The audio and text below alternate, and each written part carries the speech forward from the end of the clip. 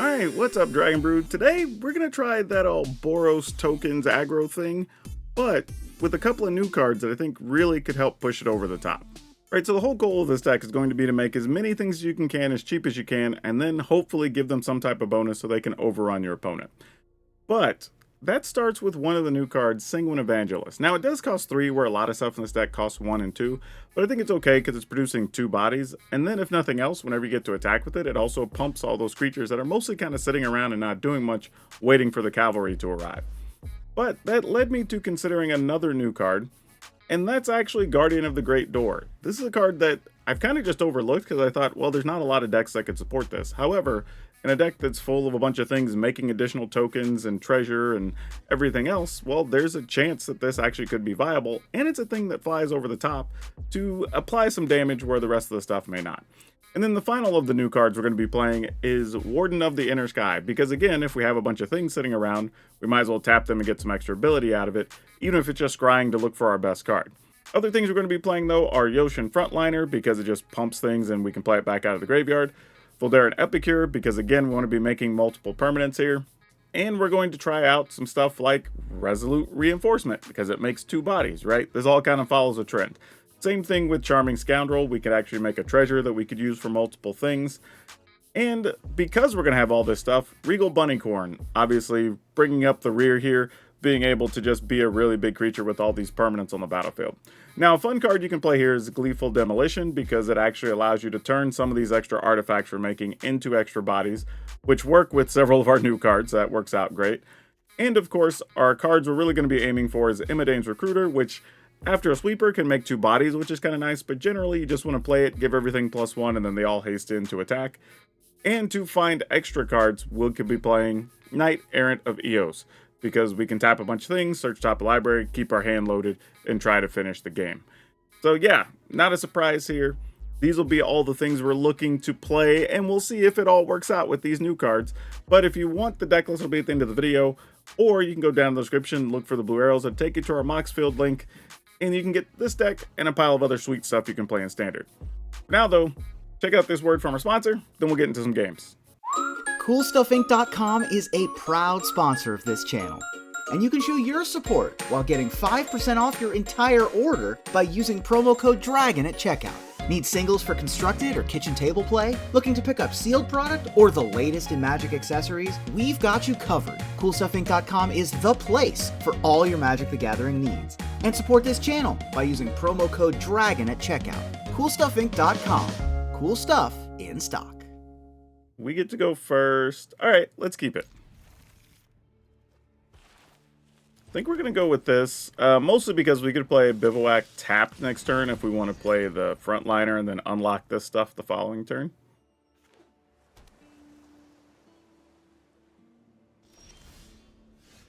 Yep, looks like that's our plan here. Man, they could bounce something if they want to. We don't really care. Like, them bouncing things actually loads more options for us, so we're okay with that.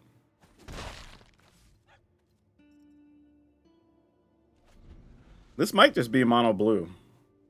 There's still people trying to run that out here in the world.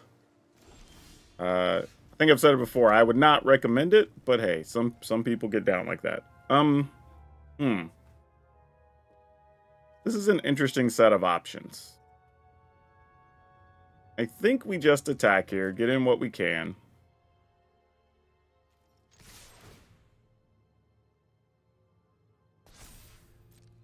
And then whatever the opponent decides to do, we'll respond by just playing the reinforcements, I think. Because if they don't do anything, we don't have to do anything. Yeah, exactly. Because they're not... I'm imagining they're not going to be great at beating a go wide plan. So if they want to counter this, they can counter. And that's okay. Because then that unlocks something for next turn. Yep. We are okay with that. And we got a land. Does that change what we want to do? We could play this. Tap a creature.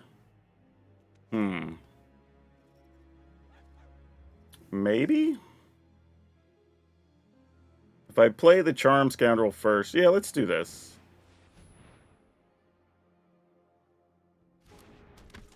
I don't think they're going to have anything other than just some type of bounce spell, so I don't think we really care here. I think I'm going to tap 3. What is it saying? Activate ability. Hold on. Like, I don't understand. Like, usually it just, like, this is on the stack, and then I can choose what to tap, right? Yeah. All right. That's weird. Usually, I hadn't seen that before. Usually it just tap, tap, tap, and then we're good. But I'm taking a turn off here because if we do find, like, another Epicure or something, I'd rather just play that and sneak a point in versus trying to do, like, tap all of our lands and then get stuff we can't play, basically.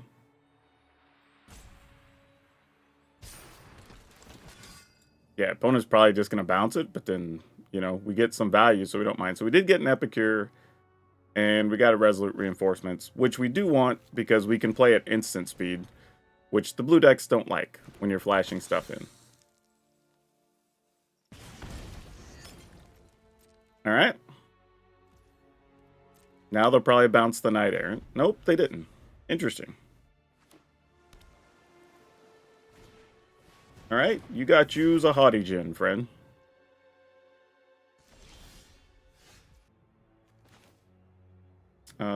We can go with this.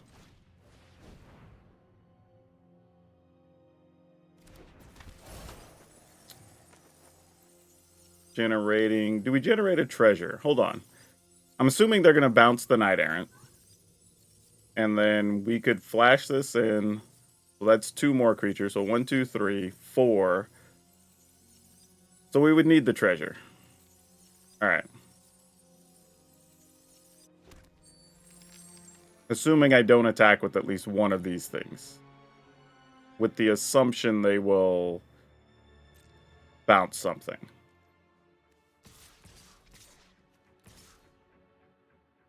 I guess I could get in with Scoundrel. That'd just still be fine, right? 1, 2, 3. Wait. 1, 2, 3. 4, 5. Yeah, that's fine. All right. Give the bonus to this, I guess. Doesn't really matter.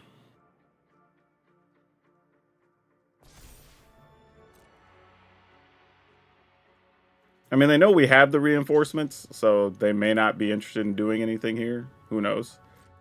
But they didn't bounce our Knight Errant, which I thought they were going to. So, that's a little bit of a surprise. Huh. Well, that went a whole different direction. I don't know what they're going to do here. I mean, I guess they're going to try to cast the March, maybe? Blink a bunch of stuff out? I mean, this is getting countered. Like, we know that much, but I'm just kind of thinking, like, what else was going to happen here? Maybe I should have kept that land to get rid of to a blood token. Though I can also tap those to the Warden, so that's another option. Which I probably should have done that last turn. I mean, if they have a March, we're going to see it anyway, you know? Looks like this is an opponent that's just holding a bunch of counter spells. And looks like they're just going to rope their way out. This seems to be happening like every day. There's like somebody who thinks roping actually does something. Like, I generally don't even care. If anything, I think it's more time for the winners to gloat and celebrate. I'm kind of surprised that they waste their time doing it. But, you know, to each their own. Whatever. Tap, tap, tap. Don't need that right now.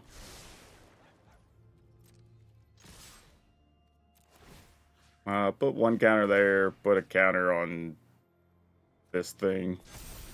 Alright. Didn't even matter. We'll take it. Alright. Well, we got some of the new cards right off the bat, so that's pretty sweet. We'll see how they work out. I mean, here's the downside, though, to Guardian, right? Like, you don't want it on turn 2. You want it on, like, turn 3 or 4 after you've built up the board a little bit. No idea if it's going to work out, though. We'll see. We may just have to play a Bunnycorn as a 2-2, which is a little bit sad, but you do what you got to do. Ooh, that's an intriguing option, but we're going to go with this. And just attack. Bunnycorn may take a hit here, but that's okay.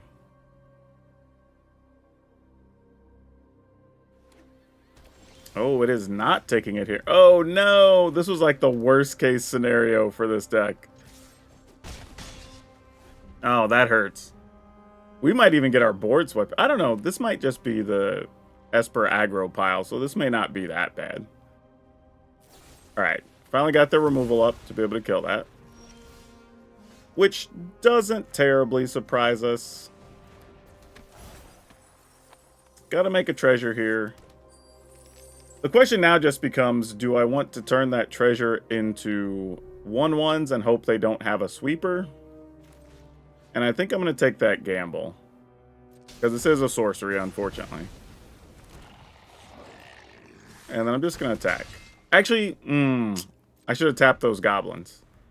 And got in an extra point. That would have been the smart move.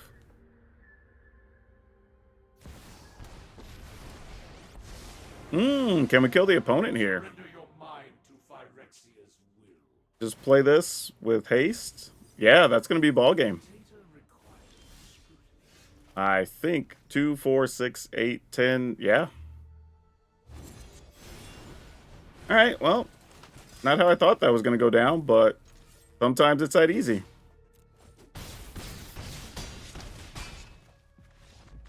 Alright.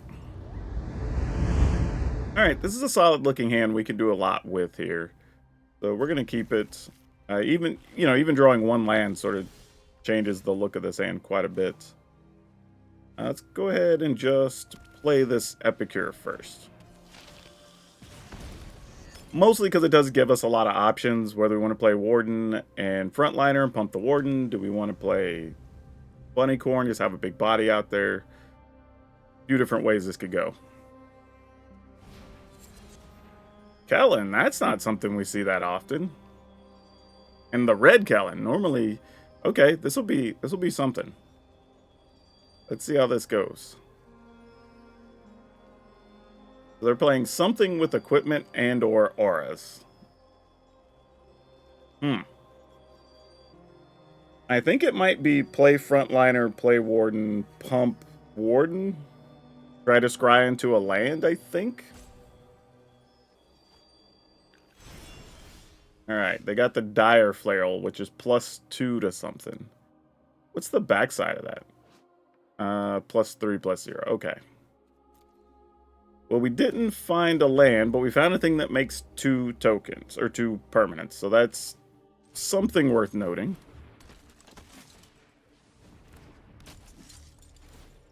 However, I think... Well, we can tap itself, right? 2, 3. Let's do that. Because we're not going to tag... Ooh, that's not bad, actually, in this situation. But I think we do need to find a land. Alright.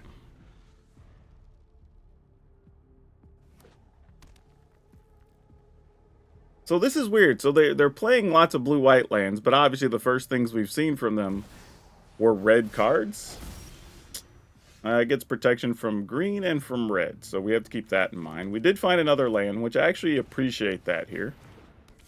That's really cool. We can tap 1, 2, 3 now to that. Yeah, I can stay. Why not? And then we'll attack these. Doesn't matter where the bonus goes. Alright, so now if the board gets swept, we're at least left with an Evangel. Or an Evangelist Bat. But yeah, the opponent didn't have anything. Man, these games have been weird so far today. I feel like the deck's just like trucking through and almost ignoring what the opponents are doing. But this time the opponent obviously stumbled because they didn't have the right color mana or something. Interesting that they kept the hand, because they have, like, with 3 mana, and you have blue and white, and you can't really cast anything, that's kind of a surprise. But I'm assuming the rest of their hand was straight fire, they just didn't get red mana. Okay, we got Guardians, Gleeful. We don't have anything to do with the Gleeful Demolition. This is actually probably a bad hand. Because even all these coming into play tapped. Like, yeah, I'm going to mulligan. That last hand just didn't leave us any room to operate, sadly. Alright, so I'm going to keep this, get rid of one of these. Go ahead and play this. And if we get a land, at least we can operate with this hand. That first one was going to be really tough, because there was a realistic possibility we weren't going to be able to cast anything till like turn 3, and that was going to be very disappointing. Alright. There is a cute trick that, like, you could attack and still put the +1/+1 on the Regal Bunnycorn, so it would have been a 3/3, and then if the opponent would have been holding, like, a cut down, they wouldn't be able to play it during your end step. A little bit gimmicky, but amusing. Alright. We did not find a land, but we found this that makes a treasure, which is kind of cool. So we can attack with this with no penalty. Yeah, all these things that make multiple permanents are huge in this deck. And then this sets up the ability to play Evangel next turn, which is super big. And then possibly, I mean Evangelist, but then possibly Evangelist plus Recruiter, which is a lot of bonuses if we can get the opponent down to any reasonable life total. A land would make life a lot easier, though. And if they have a removal card, I'm assuming it's Bunnycorn time. Nope. They just want to trade for a Bunnycorn. That's fair, honestly. Totally reasonable. However, if I do this, I can then play Recruiter. I mean, not Recruiter, but Knight Errant. Because we weren't going to attack here anyway. And we can just save the treasure to possibly do multiple things next turn, depending on what we draw here. So yeah, it's a little bit crazy. This is one way to try to win some games. Oh, we did get a 1-mana thing, and we only had 2 things to get. So, sure. I'm going to wait, because it's possible we could get another land if we don't use the treasure, and then we could go Recruiter into, well, Reinforcements into Recruiter, and that could be lethal here. Yeah, not interested in blocking, opponent. Funny as that is.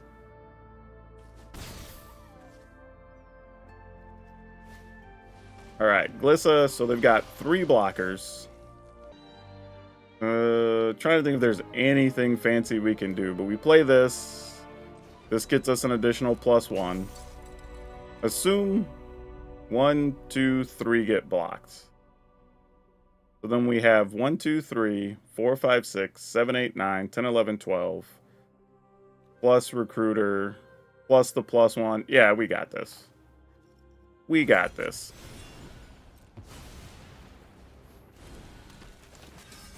This is just so much.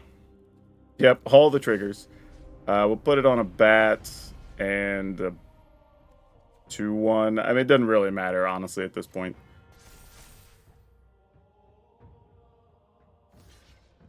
Yeah, the big stuff obviously getting blocked. Like, we assume that. Yep. That works for us.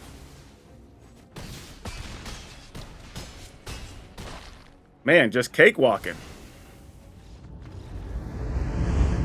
Alright, we'll keep this, because this kind of is mapped out for us. Epicure, Lethal Demolition. Actually, the best thing would if we could find... not the dude. I was thinking if we could have found our Knight Errant, that would be huge.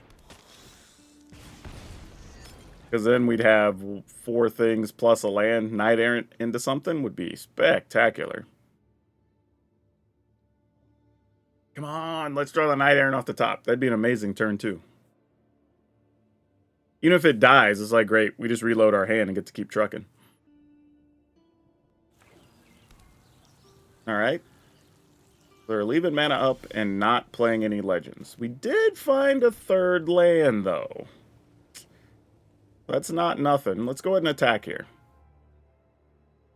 See how the opponent feels about such things. Alright, we'll just turn these into duders. Unless they're randomly going to destroy an artifact. But yeah, but this deck has some big plays. I mean, imagine if we'd have had the Knight Errant here, you know, that sets up a huge turn next turn. Even if it dies, we have even more options for the following turn.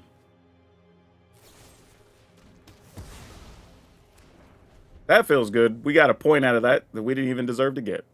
But they're probably leaving up, like, who knows, probably like Go for the Throat or something. To kill something bigger, which makes a lot of sense. Okay. So let's try... You know what? You know what? What plays this? Are they actually playing sweepers, is what I'm trying to figure out. Because if we play this, obviously it dies, but we get in for 6. But is that better than just playing this? I'm going to play this first. I mean, I probably should attack first, but... I don't know. I just felt like having more haste creatures after potential sweepers or whatever ridiculousness is coming is probably fine.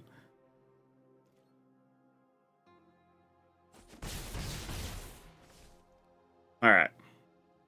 That dies, make a token. Okay. Now, as long as these don't get swept here, we have a chance to have a couple of big turns. And they did not, so we're going to start the parade of hasty stuff. Oh, they didn't have anything? No, you got to have something here. Iganjo? Okay, that makes sense. Alright, opponent's at 5, so they're staring at lethal right now. And what's gross is even if they sweep the board, if we can find another untapped land, this is lethal anyway with them at 5. Alright. This could start a chain reaction of things. Alright, they get you a body. That's not nothing, and you get 2 life off of it. Oh, and they got Obnixilis. Sick.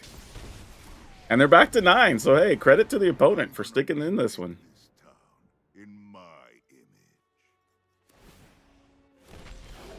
Alright, we did get the land though, so that's what we were looking for.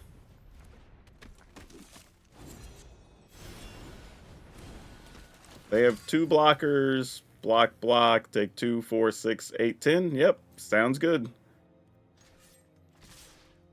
Man, this deck just is like endless damage. Even if they would have had the sweeper, we still had options. This deck's wild. Yeah. And we still had fuel in hand. Okay. This one's interesting. We'll keep it. Unless we get a certain chain of cards, I don't think we're just going to Gleeful Demolition our frontliner. Oh, well, we're not going to get to anyway because they're getting rid of our Demolition. So that stops that plan. Yeah, there's only one thing to take, opponent. 4 lands, 2 Duders, and a Demolition. Unfortunately, our secret's out the bag too, so now they know exactly what we're doing. Though they didn't get the Midrange Recruiter. Not that they could have with that. But they also don't know we already have it, which is pretty big information to have tucked away. Would you like to kill my frontliner? Nope. They're now going to make us discard an Midrange Recruiter. Really? Okay. Well, they just missed me playing a bunch of discard, I'm assuming, then. They're just going to come for Recruiter this turn. Because the guess is they probably only can't let us keep Recruiter because they're going to be able to get it now. Whereas if they'd have taken Recruiter, we'd at least been able to play the reinforcements. So I'm assuming that's what's happening here. Otherwise, this is a little weird.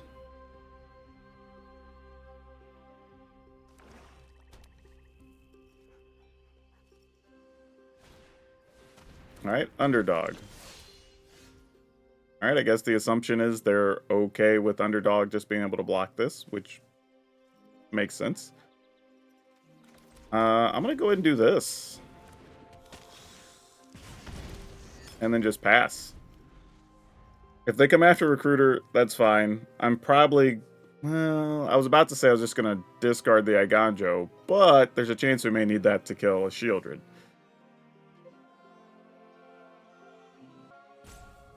And there's also a world that if we were to pick up a Gleeful Demolition and play Recruiter at the same time, like, that could be a lot of damage too.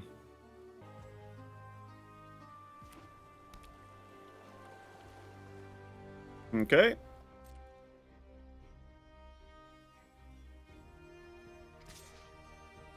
We'll take 3. I mean, not really much reason to block there. We're at 17. Yeah, this edit might be weird, y'all. This opponent is playing very slow this game. Like, literally every action is taking some amount of their rope every time. They might be playing from mobile or something, or getting used to the interface, so, like, I don't blame them.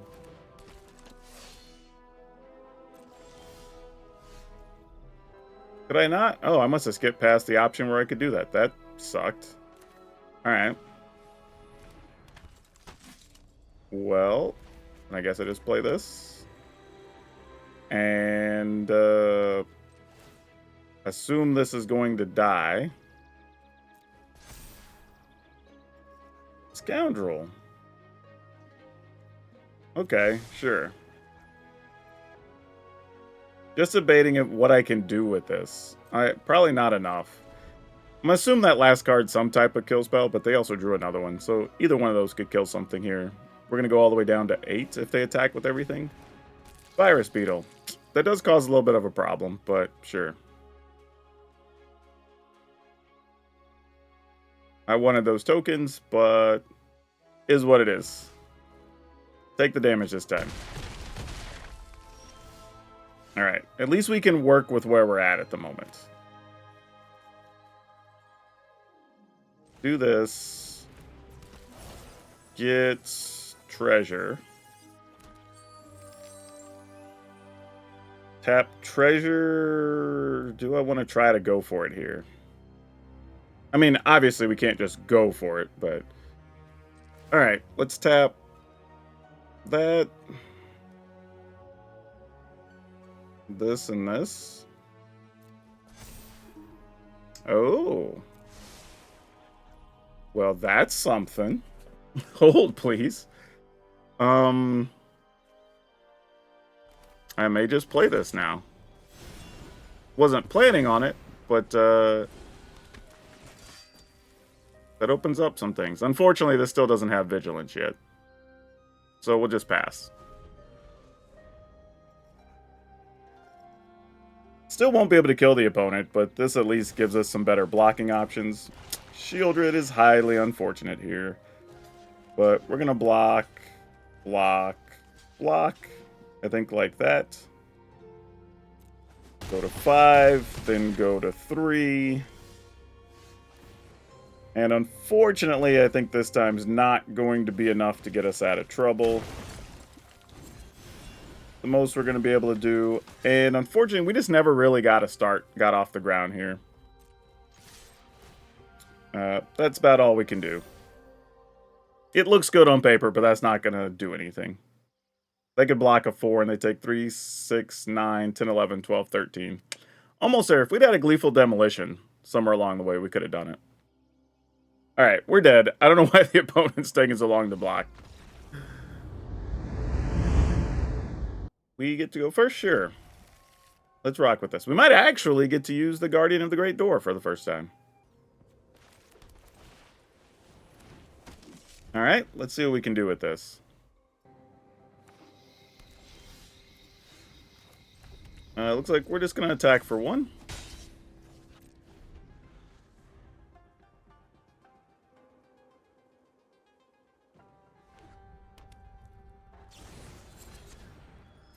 They're going to try to put some stuff in the yard to reanimate, obviously.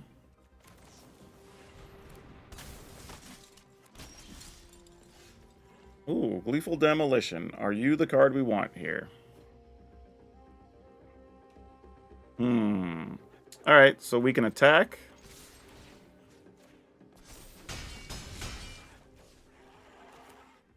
Turn that into 3 things. Actually, we could... Oh, I could have done this first and attacked. Then turn that into 3 things. Yeah, that was a mistake. Gosh dang it. I guess I could still do this anyway, though. But could have done some stuff differently, I think.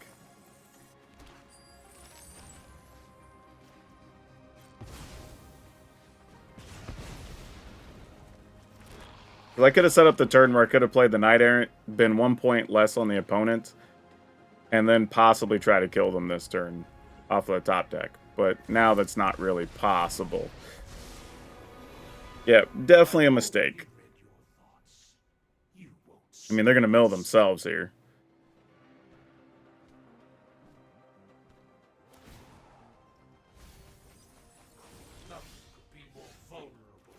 Okay. Is there a way we can win here? That's 3, 4, 5, 6, 7, 8. Just not enough. Not enough. I guess the question is, do we want to try to just go for with Evangel next turn? Yeah, I think that's all we do. We'll send 1 at Jace, but not that it matters that much.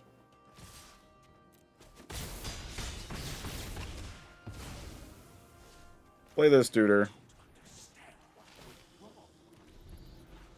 Maybe we can top deck our dude, get out of trouble, but if not, is what it is. Because, I mean, when they get Atraxa, they're basically at 15. And I don't think we have a way to do that without drawing the Recruiter off the top. Alright, still probably get a free Atraxa. Oh, Jin-Gitaxias is it? Well, we can win against Jin-Gitaxias. Why would they not have gotten... The Atraxa was in... There was 2 Atraxas, right? Oh, there's 1. Is there something weird we don't know about here? Alright. All at the opponent? Put the +1 on the bat, I guess? I mean, we probably still win. Because that would have been 3, 4, 5, 6, 7, 8, 9, 10, 11, 12, 13, 14, 15, 16, 17. So we still would have won even if they got Atraxa. But it was weird that they didn't get the best card they had going.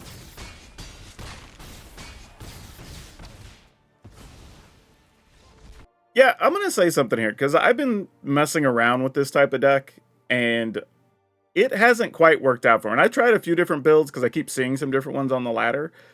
And I feel like the only time I lose against this is either a deck where I don't have a lot of permanents and they get the Phyrexian Portal out, or they just get, like, their nut draw, right? Outside of that, I don't remember losing to it. So, at least not with the deck that's actually already functioning. When I'm testing stuff, obviously, things happen. But I think there's a build there, because the Squirming Emergence is actually too good. And again, I'm still messing with it. But I'm not sure if this whole, like, one with the multiverse, whatever, is the way to go. But I see a lot of people choosing that route, so maybe I'm wrong. But I don't know of anybody right now that's having a bunch of success with this on the ladder. Okay, we go first, and this is a serviceable hand.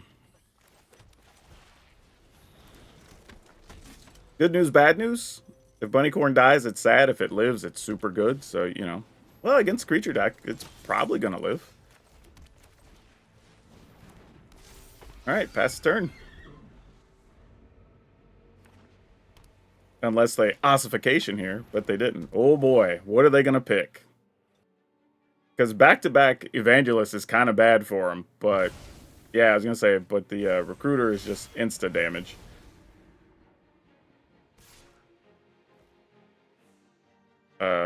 Yeah. That seems fine. Like, you can put a point on it. I don't mind.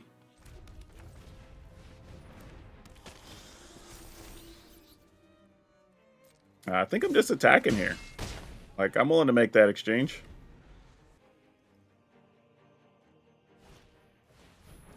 Yep, what you got for me? Sounds good. Like, those are the plays that you look and say, hey, if that's what the opponent's down to, we can live with that. Let's... I think we're just attacking with all this. Play the land.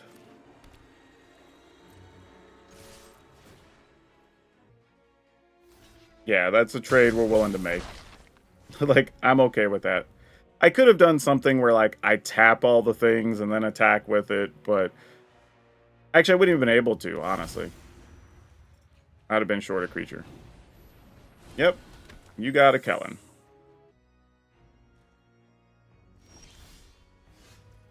That sounds solid. Let's go for it. For the full 5 mana we have to pay for it. And we're going to attempt to attack with everything. Sure. Commando, do your thing. Like, it's lethal no matter how you block.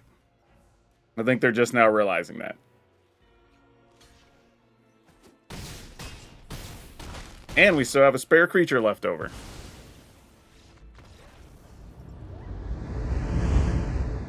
This... Ooh. We're keeping, but it's not a super productive keep. I think I'm just going to play this tapped. So I have the option of... Oh, well, that changes things a little bit, doesn't it?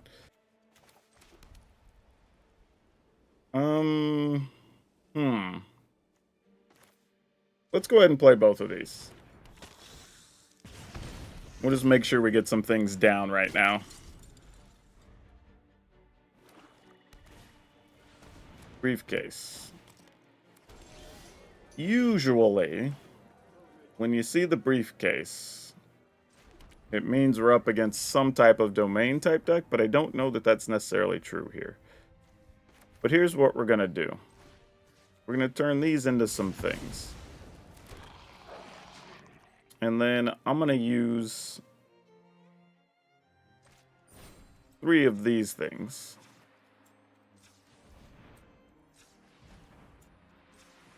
And I think 3 is all I really need, honestly. Oh, I do have to tap a color mana too, though. Because I don't have anything with white. Never mind, that wrecks my whole plan.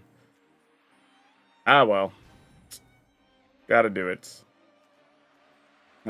Tap this. I guess I'm just on double Regal Bunnycorn? That's wild, but okay. And I'll attack with this, why not?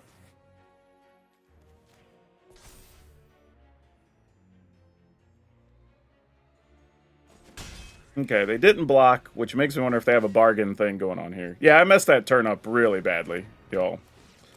That should have went a whole different direction. Yeah, that was about to be an ambitious attack. I do not know what the opponent's up to here, so I'm only going to play 1 Bunnycorn. And then just flash in the other creature. Counter can go here, I guess. Because they could just crack these for some type of sweeper or something next turn. And I'd rather just flash this in and then have like a 4/4 Bunnycorn and some action. But truly, as it stands, I don't know what the opponent's doing currently. They're saving a creature, which... This strategy isn't bad, because you're saying, okay, I'm going to leave something back so I can at least block 4 damage instead of just 1 damage here. If they don't have some other use for the token. So they are only at 12 at this point. Alright, so they're going to put something in the yard that they're hoping to reanimate, I'm assuming.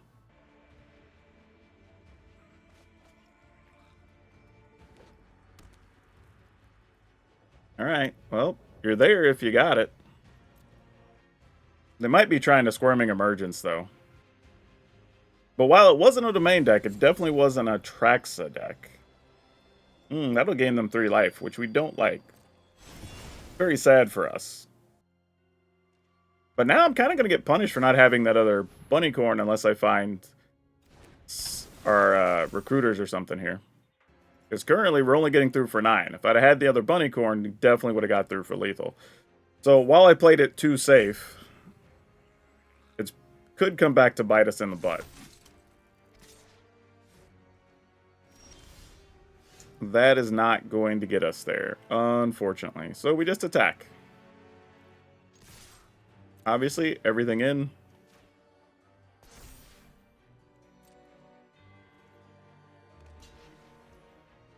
All right, so opponent goes down to 3. Unless they're going to crack the briefcase there.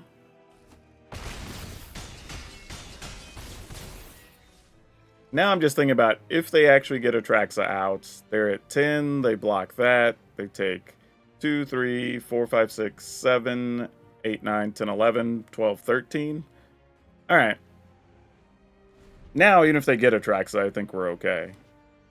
Unless they have, like, the rare get Atraxa. Okay, Sunfall, sure. Also a good reason to not get rid of the things we had. Or not play the things we had. Oh, Merrick's. That's something. Yeah, I mean, I guess so.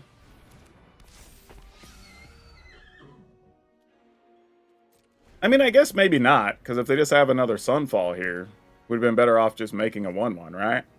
Yeah, that's a mistake. Bitter Reunion. Put some stuff in the yard. They have 5 permanents. Okay, they're dead now. Okay. Yeah, again, like I was talking about earlier, this looks like another Reanimator deck. Admittedly, their opponent's draw was a little light. I also played overly defensive, so I could have won the previous turn anyway. But, yeah, I don't know. I think there's something to this Reanimator strategy. I'm just not sure. If one of you has, like, the good build, and not just one you like, but, like, if you know it's a known good build, hop into my Discord. And let's chat about it, because I'm curious. And I'm sure my community would want to know, too, because I think we've seen a lot of these losing over the last couple weeks. All right, we'll keep this. This is all totally serviceable stuff.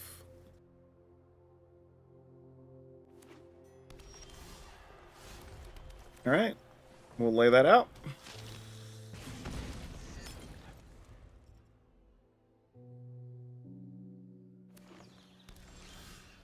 You know what? I think I'm just going to get a little dumb here. I think I'm just going to do this.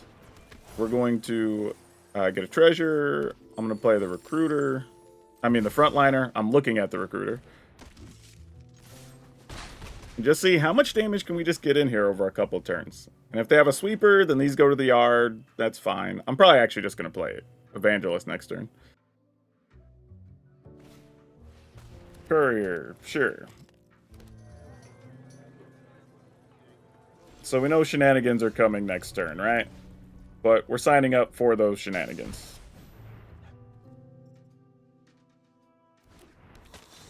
Actually, I say that, but it's probably just Leyline.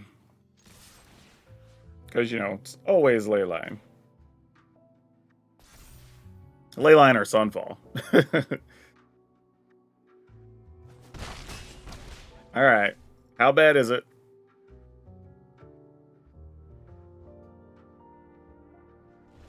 Maybe they just have the thing that searches for a land there, though. We can always hope, right? Invasion of Zendikar. Ooh, do we get to win this turn?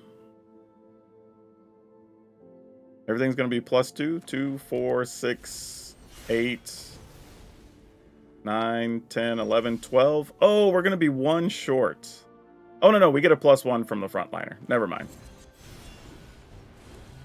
I think that math checks out for Xaxes, but let's see.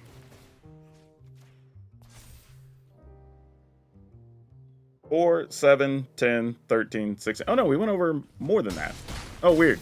I missed a whole creature in my math there. Didn't matter though. Okay, a couple of things to note. Guardian of the Great Door, still trash. Like, I thought if there was any deck that could play it, it would be the deck that's making a pile of permanents. But in this case, it just didn't do anything. Like, even when we had it, we would rather be tapping creatures like Warden of the Inner Sky to try to find our key card or something else. So that was kind of a letdown, truthfully. This card really didn't do anything. I think, though, if given a choice, there's probably 2 things I would do with this. I would either replace those 2 slots with some combination of either a 4th Sanguine Evangelist, possibly 2 Lunarch Veteran, or even 3 if we want to go to 61 cards. I think the veteran could just gaining that incremental life or whatever could help, because mono red's actually probably the one bad matchup here, unless you get like a sizable early bunnycorn or recruit knight errant. You're probably going to be struggling a little bit. So I think this could help if you wanted to play 3 of those. But for other matchups, having an extra evangelist I think could be very good if you want to play an extra of those.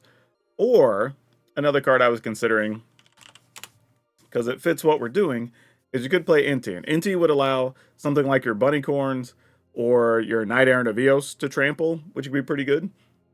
Especially if you draw lands late that you don't need. Or it could just help you find extra bodies to put in front. Downside is you might occasionally flip into a recruiter, and that would suck. But otherwise, could be an option. So these are just things I'm saying, like, think about. Like, these are actually real options I think you could replace with that would all be reasonable. But I think for now, things being what they are and the mono red matchup being a bit goofy, I think I would go with Lunarch Veteran, just to buy yourself enough time, and having another 1 mana thing you could play off of like a treasure or something like that is probably our better bet. Though again, I would say if you're not as worried about the mono red matchup, I would cut those and cut 3 Lunarch Veteran to just add 1 Sanguine Evangelist and either your choice of a Scoundrel or another Gleeful Demolition. I think any of those could make a lot of sense here. But what I think I'm going to end up posting is 3 Lunarch Veteran, 4 Warden of the Inner Sky, 4 Yoshin Frontliner, 3 Gleeful Demolition, 4 Voldaren Epicure, 4 Regal Bunnycorn, 4 Resolute Reinforcements, 2 Charming Scoundrel, 3 Sanguine Evangelist, 4 Imidane's Recruiter, 4 Knight Errant of Eos, 1 Iganjo, 7 Plains, 4 Mountain, 1 Sekinzen, 4 Battlefield Forge, 1 Restless Bivouac, 3 Sundown Pass, and 1 Merrick's. So yeah, this deck actually still works really well, and the new cards obviously added to it between the Sanguine Evangelist and the Warden. Those actually did a lot of work in the games that we got. So definitely still a viable deck, still very good, and we kind of beat up on a lot of different decks. Anything that was slower, mid-rangey, the control style decks, the Reanimator decks, like we held up good against all of those. Between having haste creatures, being able to go wide, having stuff like the Evangelist that when it dies replaces itself with another token that happens to be a flyer. Like those are all very good. But again, I would say mono red is probably the still matchup you need to watch out for the most. But it's pretty cool having these resilient creatures on the cheap that you can do a lot with, actually. Like there's some ways to get some pretty surprising wins. So if you've got this deck from the previous seasons, very small upgrades you have to make to play it in the current one. Now for today's card spotlight, we're going to talk about Anointed Procession. The reason I bring this card up is it's been over $40 for a minute now, and we didn't see a reprint this year. I mean, it showed up in the list, but no real reprint for this card. And I would expect it would be one of the cards they're looking to put into a product that's going to be a driver of sales. So at some point, if we hear about some, I don't know, maybe it goes into Modern Horizons 3 or something. We know that's coming. But I would be very cautious on this if you're looking to buy one, because there's a good chance it will be reprinted within the next 12 months. And it would probably chop the price down at least a third, if not in half. But if you do have them for trade, well, be aware that they're worth a whole lot of money now. And if you're looking for any other fun deck with Boros colors that also is beating down your opponents, check out this humans list we had. We could actually do some fun stuff with a bunch of human legends, and we had a lot of 4-turn kills. Well, that's all I have for you for now. We'll see you next time.